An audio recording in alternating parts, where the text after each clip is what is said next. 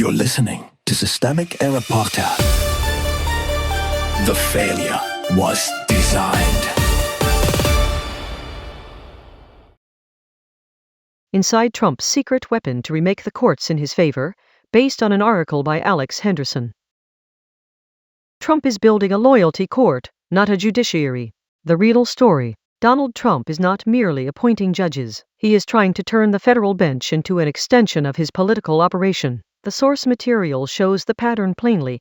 After stacking the Justice Department with MAGA loyalists, he is now reaching for the judiciary itself, promoting lawyers who have already proven their obedience to him and his agenda. Who holds the power? The institutional power here sits with Trump and the machinery around him.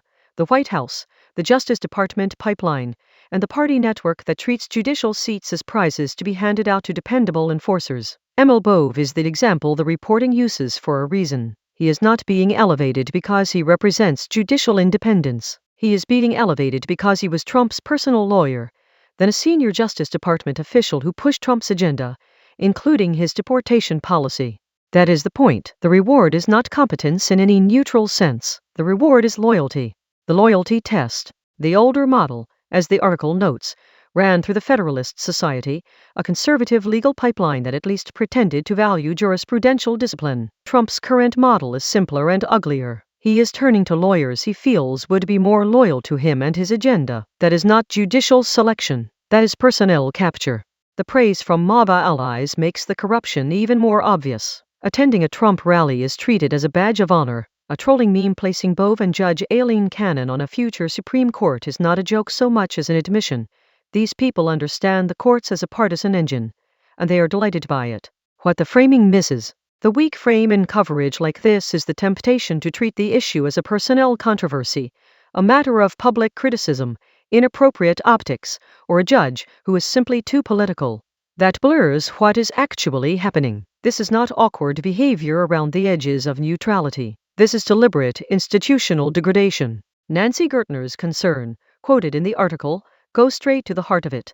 Bove was not just the president's lawyer. Exactly. That is the structural problem. Trump is not appointing judges who will interpret the law. He is appointing operators who already know how to serve him. The pattern beneath the appointments. The larger pattern is authoritarian normalization through legal staffing. First, the executive branch is filled with loyalists. Then the judiciary is repopulated with people who understand that their job is to ratify the same political project from a different bench. The result is a government that keeps the trappings of law while hollowing out its independence. This is why the comparison to earlier Republican legal politics matters only so far. The old conservative project was about moving courts rightward.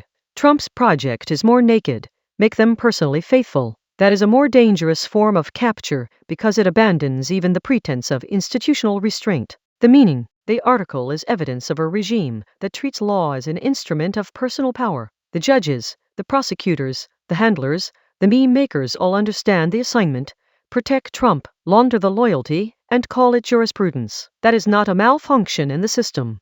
It is the system, revealing what it becomes when one man's obedience network gets control of the appointments process. You've been listening to Systemic Error. Thanks to AlterNet for today's article. With the automated voice of Lesak, thanks for listening.